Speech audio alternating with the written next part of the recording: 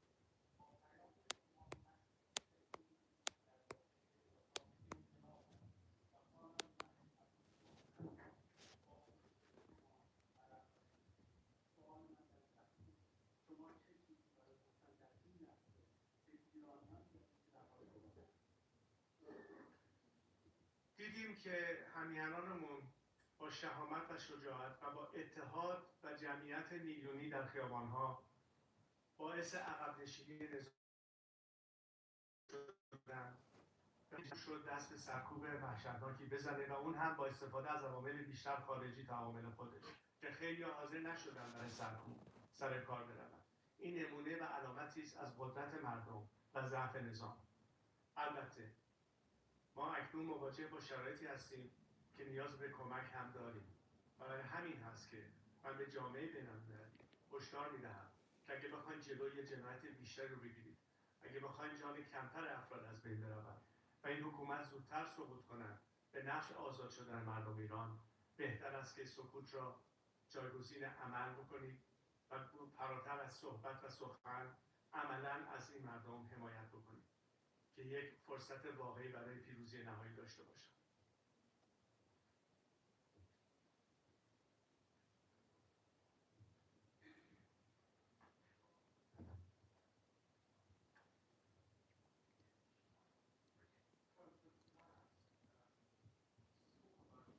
Can you introduce yourself? Excuse me, sir.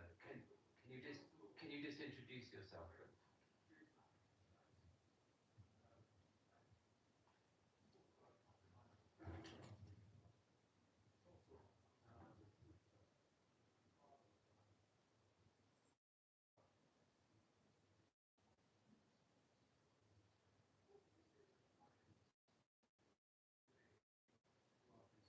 Under your leadership, they would be swapping one dictator for another.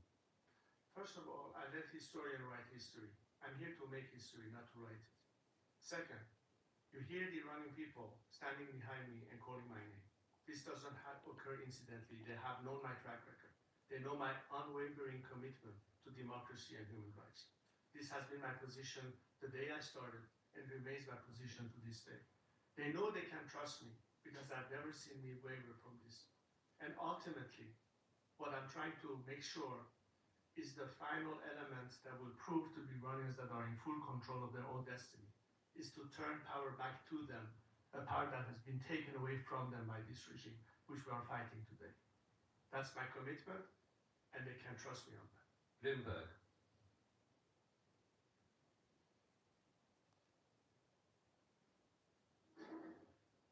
No, I've called Bloomberg, please. Is a gentleman or lady from Bloomberg? No? They asked a question. No, Reuters, please. Oh, no. The microphone is coming. Thank you. Hi, I'm Riley Johnson from Bloomberg. Are you having any further conversations with Witkoff or the Trump administration? Look, these are sensitive times, and I'm not going to discuss details of who I'm meeting with and what is being discussed. What I can tell you, however, is that there's strong support for the Iranian people, and I believe that President Trump is a man of his word, and ultimately he will stand with the Iranian people as he has said. Lady from DW. I'm with Deutsche Welle, Germany's international broadcaster. Thank you so much. I have two questions. We saw a slide there saying Donald Trump help. what exactly does this mean? What do you hope Donald Trump to do? And my second question is regarding Europe and especially Germany. What do you hope for Europe does to support your cause? Thank you very much. Thank you for the question. Well, clearly, President Trump did say that if the regime was to hit the Iranian people hard, they would face with serious consequences. That the Iranian people have taken his word as a man of his words, as I said. They know that unlike his predecessors that threw us under the bus one time, this president is not about to do the same thing. And that's very encouraging and empowering. Number two, you asked me about European countries. Look, we already are past the point of whether you should subscribe the IRGC as a terrorist organization or not. And frankly, I'm flabbergasted that there are still some countries that are not willing to take the next step, as if they are supposed to worry about how the regime will retaliate. This regime is on its last leg. It's about to collapse. And I think the world, especially the democratic free world, that champions freedom and human rights and equality of citizens, at the face of this regime brutal repression, should act now. I call for them to start acting as opposed to talking. We need your help, we need your action, we need to take all the steps that I've indicated in my opening remarks, all those 6 elements. Anything that can be done in that direction is a moral boost, and beyond moral boost, an actual act of support for a defenseless society and civilians that, as you can see, have been treated in the worst possible way. And the only hope they have is that their fight for freedom, their sacrifices, will be less loss of life based on your action to expedite this regime's collapse. That's what the Iranian people are expecting from you. And let me reiterate, as I said again, we're not waiting for you to act to continue our fight. We are. But imagine how much more we can protect more innocent lives from dying by acting and helping us today. These are critical moments that are game changers, not just for us Iranians, but for the whole world. This is what we need from you, so help us. Reuters. Microphone over here, please. Thank you. Humaira from Reuters. In an interview a couple of days ago, President Trump actually expressed some doubts about your support inside Iran. How are you planning to win him over, convince him that you do have the support that you say you do? Also, you're talking about thousands of potential defectors, but the IRGC and other forces have hundreds of thousands. So how are you going to assert your control over this establishment? And are you anytime soon going to meet with President Trump? Are you making an active effort? Thank you. President Trump has said that it's up to the Iranian people to decide, and I totally agree.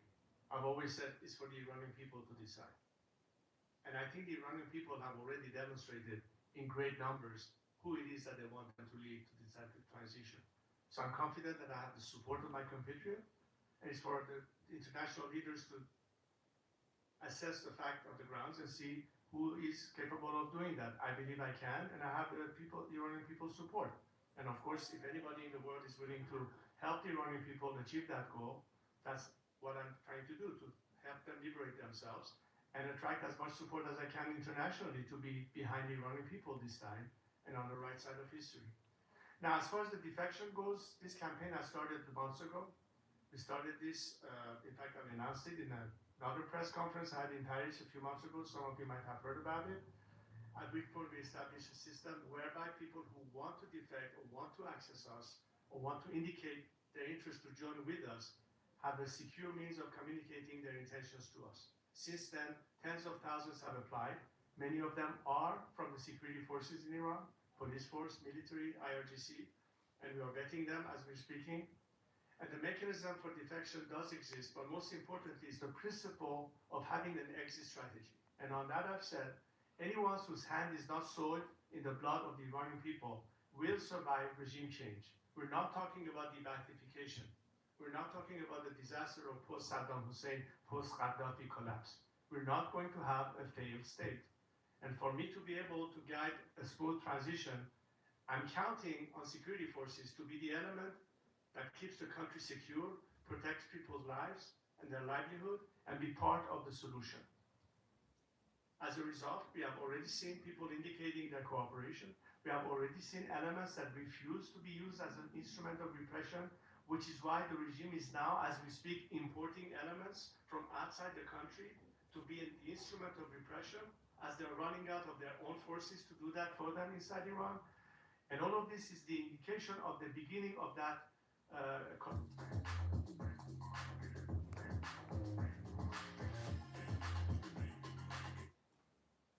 in my opinion, that would expedite the process and will also increase the number of defections to be more rapid, so that we are not faced with remnants and pockets of resistance as much as possible.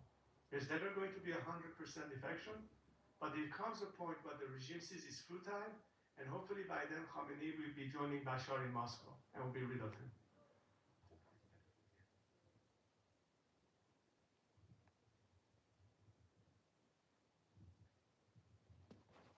So good morning, thank you. Ben Leo from GB News in London. In London, sir, in England, we have Iranian sleeper cells on their way to the Israeli embassy, accused of trying to blow up the embassy. We have a former Iranian government minister living in North London, living in a council house actually, who supported the fatwa on Salman Rushdie, praised Soleimani, so on and so on. Why is it in Britain's interests, and indeed the West, for this Islamic regime to fall, please? Look, I'm sorry, could you repeat it? I want to make sure I understood your question. Could you repeat it, please? We have lots of Iranian sleeper cells and activity Right. in London. Right. 3 people were arrested trying to blow up the Israeli embassy. Some months ago, there's a former government minister living in North London who supported Soleimani, backs the fatwa on Rushdie. We have lots of Iranian activity in the UK connected with the regime here in Iran. Sorry. Why is it in Britain's interest and the West for this regime to fall? Right.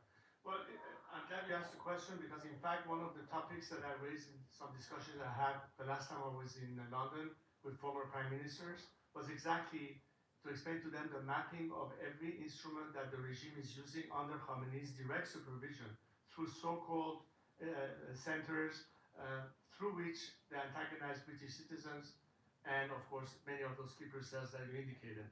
It doesn't stop in England, by the way, they're in America as well. So we're trying to explain to various governments the whole methodology that the regime is using with assets they have on the ground in respective countries, not to mention money laundering that goes on in many countries, including in Great Britain. So there are many ways that they can push back against that and protect not only the citizenry of whether it's Great Britain or America, but in what way it connects to why we need to do that ultimately by putting an end to the regime.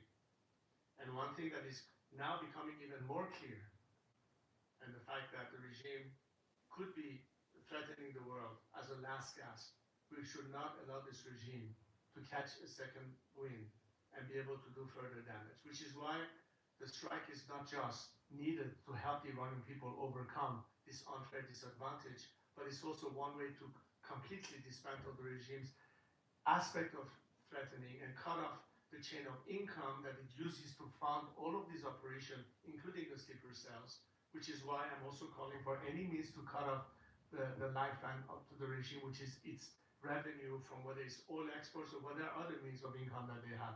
We need to dry the well that funds terrorism once and for all against the Iranian people and the world. So, hello, Dan Rivers from ITV News in the UK. 2 US aircraft carriers are heading, we understand, to the Gulf. Donald Trump has said help is on its way, but they may take up to 10 days to get there, and meanwhile more and more people are dying. Are you losing faith in President Trump? I believe the president is a man of his word, as I said before. How many days it might take, who knows? Hopefully sooner than later. But as I said before, regardless of whether action is taken or not, we as Iranians have no choice to carry on the fight. We're halfway across the river. There's no turning back. We will continue. The quicker the action happens, the more lives can be saved, and the sooner we can see the regime's collapse. So timing is, of course, important. And I would still believe in the president's commitment that help is on the way. But does he need to do something today, tomorrow, to help your fellow countrymen? Well, I'm not the president's advisor. All I can say that the Iranians are, of course, right now as we speak, witnessing the kind of massacre that has been unprecedented in human history. And this is why the urgency becomes quite clear. The timing, I leave it to the experts to decide. All I can say is the sooner the better. Okay, I'm going to call now Ben Amini from Management. Thank you. از نخستین من به تمامیت هستم از تلویزیون من و تو. از نخستین روزهای انقلاب ملت ایران من و تو گزارش‌های متعددی از شهروندان دریافت کرد مبنی بر اینکه بخشی از نیروهای سرکوب در خیابان‌ها ایرانی نیستند. این موضوع گمانه‌زنی‌های درباره حضور شبه نظامیان خارجی به ویژه از و لبنان رو ایجاد کرده. موضوعی که امروز با گزارش رسانه‌های بین‌المللی درباره دست کم 5000 نیروی مزدور از عراق برای سرکوب مردم ایران جدی‌تر شده. شما به عنوان رهبر انقلاب ملت ایران این گزارش‌ها رو چطور ارزیابی می‌کنید و حضور اونها نشان بزنید؟ ببینید این دقیقاً علامتی است از ضعف نظام به مفهوم اینکه حتی عوامل خودی به اندازه کافی نداره برای سرکوب مردم و مجبور میشه از بیرون عوامل خارجی رو وارد بکنه. اگه نظام امکاناتش رو داشت از مشهوده، چون میدونن که به آخرین طریق ممکن در مردم ایجاد تردید و ترس بکنن. فکر کنم مردم ایران در این ترس غلبه کردن.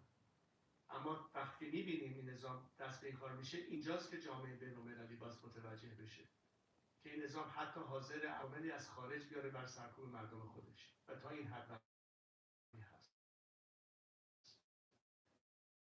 گرفته برای عکس‌العمل نشان دادن و به زودی شواهدش رو خواهیم دید. A quick translation for those of you who don't speak Farsi. The question related to the regimes importing foreign elements into Iran to use as a mechanism of repression. And I said that this is a clear indication of the regime's weakness, that it cannot even count on its own forces to do the dirty job, and it has to resort to bring people from the outside. But reasonable for the world to realize that this desperation act of the regime to try to brutalize its own people as a last gasp effort cannot be left unanswered, which is why we're calling for the world to help us out. Thank you. AFP, please.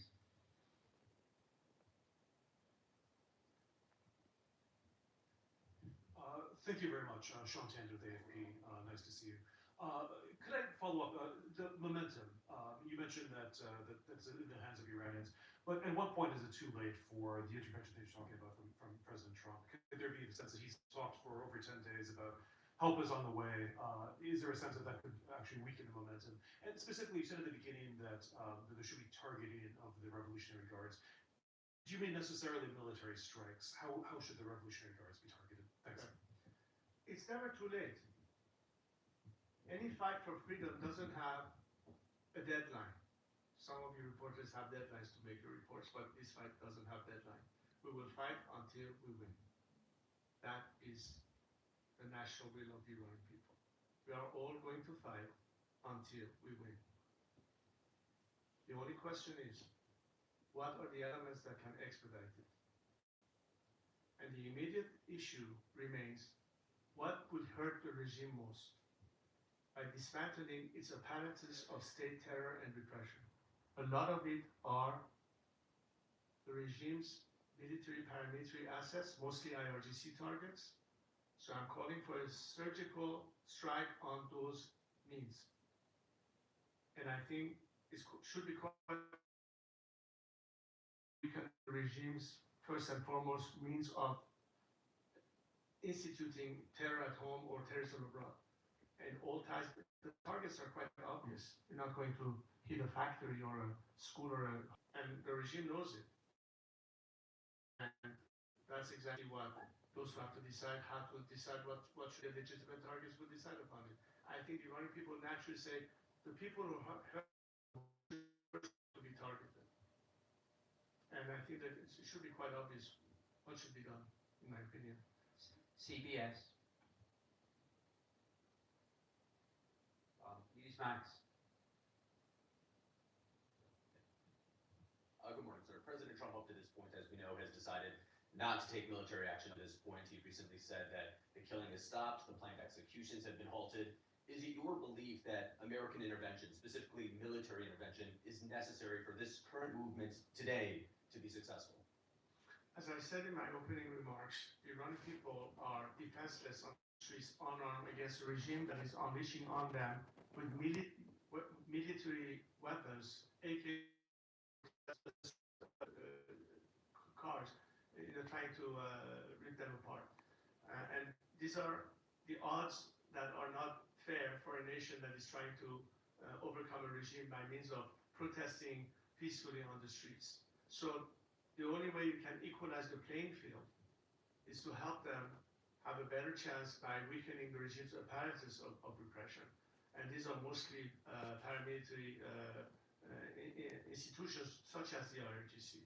The IRGC has been the main instrument of the regime's repression at home and terror abroad. So clearly, any strike on those entities will facilitate our task, will prevent more loss of lives, and will weaken the regime to a point that resistance will be futile, and we will try to encourage the regime's top echelon to ultimately depart, and the rest of the society will know the regime is now totally crumbling, and we are prepared to collect the rest of them that will then rally around the people and stand with them, and hopefully we can enter the phase of transition.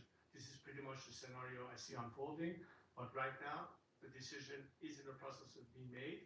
I'm not going to speculate where it is right now. I'm not going to go follow every headlines that the news says in any news cycle. There's a lot that is happening and it's unfolding, and I'd rather not speculate. All I say is that if action happens, great. If it doesn't, we will still fight. The difference is it will be longer, costlier to us as a nation, more loss of life.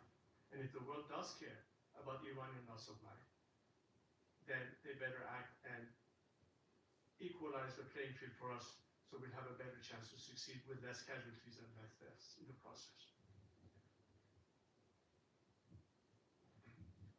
Thank you.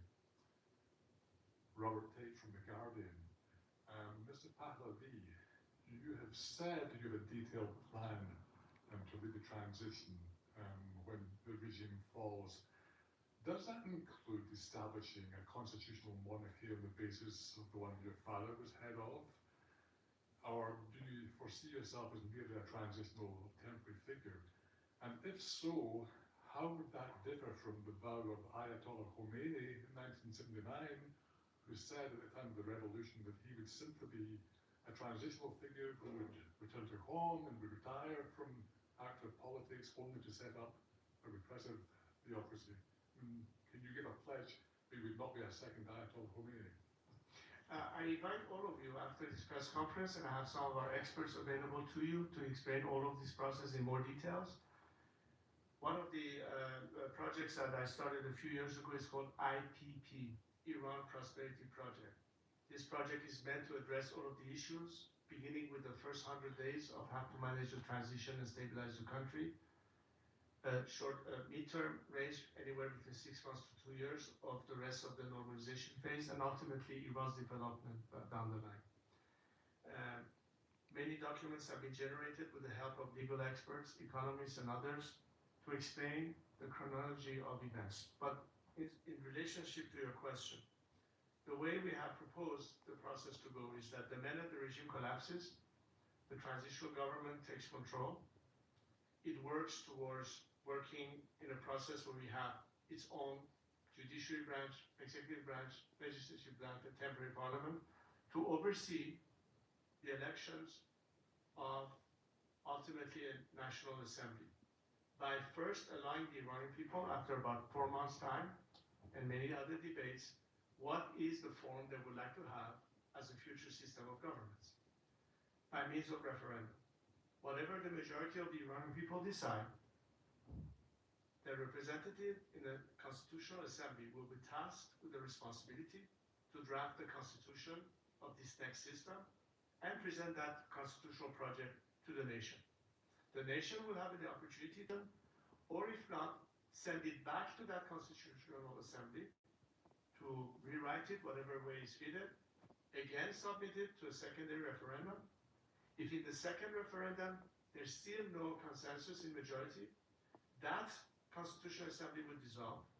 A new Constitutional Assembly will be created, and the process will again occur until finally we have a ratified proposed constitutional project. Once that happens, the first parliament of this new democracy will be elected, and the first government of that new system will be elected. If it's a republic, the president will be elected. If it's a monarchy, the prime minister will be elected.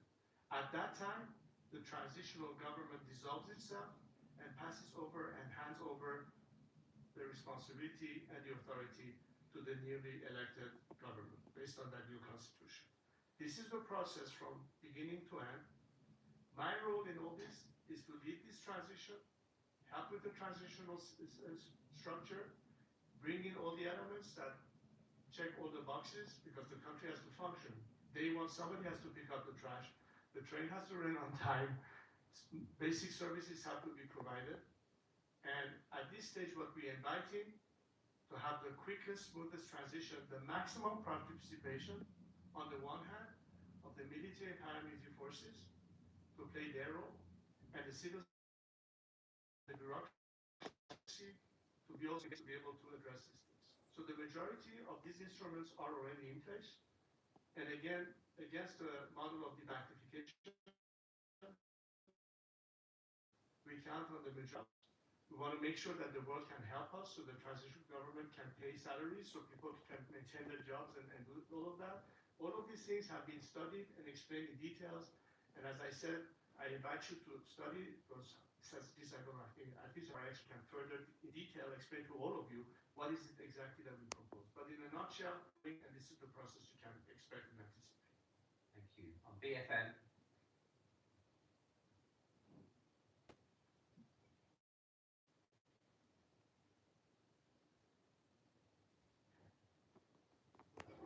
My name is Anton Allard with BFM TV, French television. In France, the government has been criticized for being too soft by saying that the regime is too brutal. What is your message to the President of France, and what do you expect from him to put pressure on the regime? Thank you. Again, I think the more we have solidarity from the international community, and France is a very important country, and the relationship, I know their sympathy and their love of Iranian culture and whatever it is that we stand for. This regime, does it adhere in any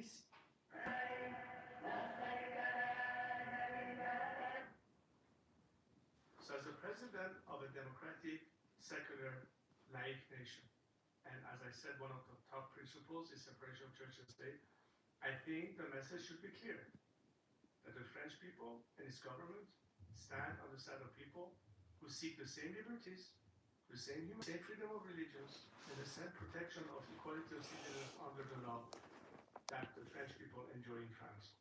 And we would like, as Iranians, to have it in Iran. So this is an important message. Are we continuing to go and appease a regime that is murdering some people?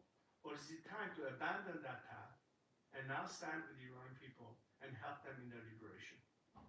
It's a very simple choice to make. And I advise the French president, if I may, to heed the call of millions of Iranians who turn towards the free world and say, what says you? Are you with us? And I hope the French president will say at the end of the day that he stands with the Iranian people. Just a follow-up in French. Est-ce que vous avez été déçu par la réponse d'Emmanuel Macron, qui a été assez molle, entre guillemets, face à la répression brutale du régime? Écoutez, comme je vous l'ai dit, c'est un crime contre l'humanité qui se passe en Iran actuellement. Ça dépasse toutes les limites de tolérance possible, ou de vouloir dire qu'on veut garder une ligne de communication pour des raisons de négociation diplomatique, etc. Je pense qu'on a déjà dépassé ce cas. Il ne reste qu'une seule solution.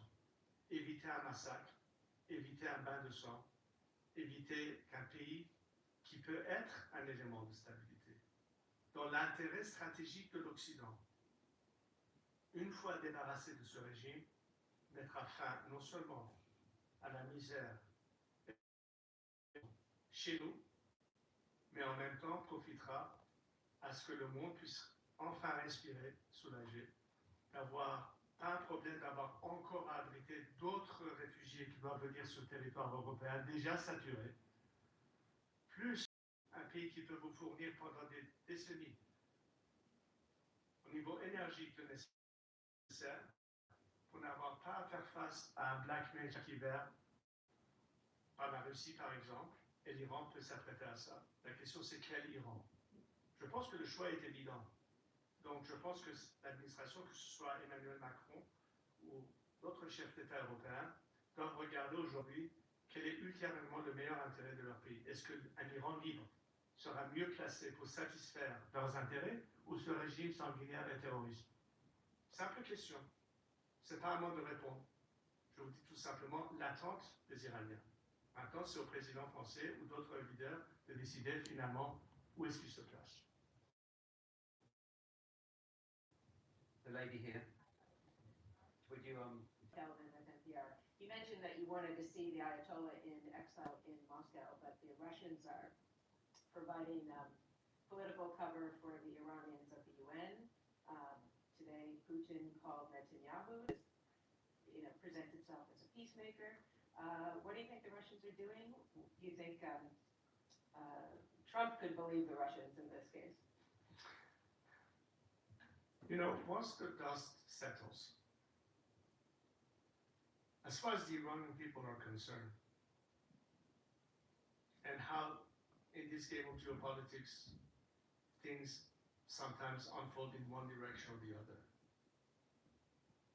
even Moscow is considering, what if this regime is no longer there?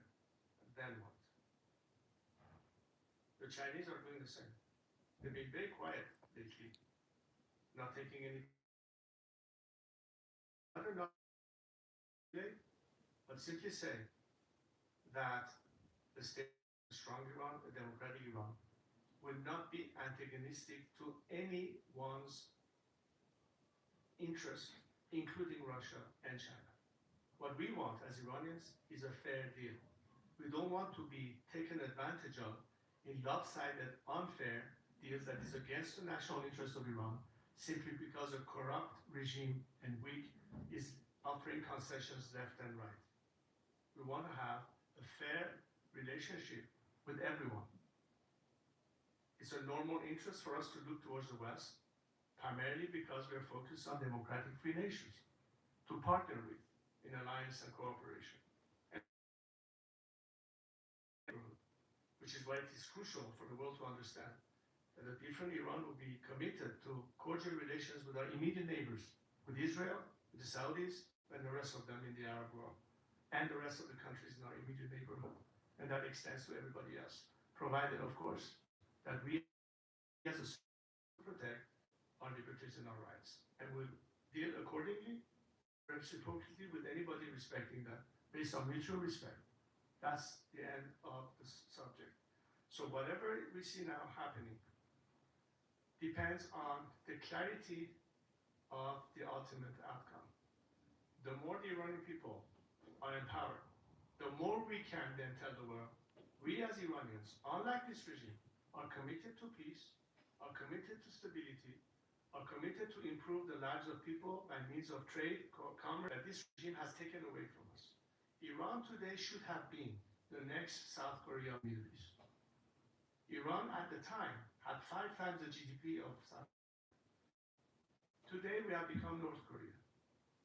Not because we don't have the human resources, not because we don't have the natural resources, but because of a governance that doesn't give a damn about the people and the livelihood, that have exploited our nation and its resources, that has impoverished our nation while funding radical extremist terrorist groups, and beyond, have outstretched their arms all the way to Latin America, and are still standing there only because the delay in their collapse was a result of appeasement. The game changer is enough. The game changer is these people deserve better. And they have proven that unlike this regime that hates the Western world in particular, and particularly the United States, of a country off the map of the world, we as Iranians are committed to a different future. I went to Israel 2 years ago. show that we are the descendants of Cyrus the Great, who 25 centuries ago, freed from the Babylonian government, helped them rebuild the temple in Jerusalem.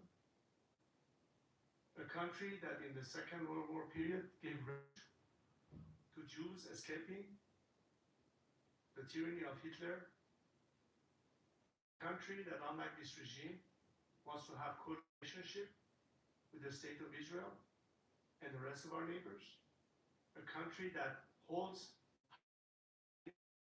values. The first Declaration of Human Rights that Cyrus the Great provided, that was inspiring people like Thomas Jefferson and was included into the American Bill of Rights and Constitutional Declaration of Independence. We have pride in that. And the children of Cyrus are now telling you that we are committed to that. That's when I talk about the Cyrus Accords is in that spirit. This is not me saying it, this is our nation, its culture, its national identity. And this is covered, as you saw in that video, by a regime that is un-Iranian and is a threat to all of us. And this is what's at stake, simply as a liberated Iran. And this is our moment in time. This is Iran's chance to finally, after 47 years, liberate itself. And I hear people from across the world. I see how much sympathy now there is for Iranians, from Australia to Argentina to Canada to Sweden to many, many, many that are standing with the Iranian people. The people do. Now it's time for their governments to be online and on par with the expectation of these countries that are demonstrating their support for the Iranian people, and even they ask their respective governments to act. It's not just Iranians asking the Assad to act. People in different countries are beginning to ask their governments to act. And I hope that such governments hear their people and our people and stop listening to the regime, lying to them deceitfully, and is hanging on to power by yet trying to find another opportunity to get out of this quagmire. Let's not give them that chance yet again. I'm afraid last two questions, BBC Persia and then NDTV Persia. Is this BBC Persia? Sure.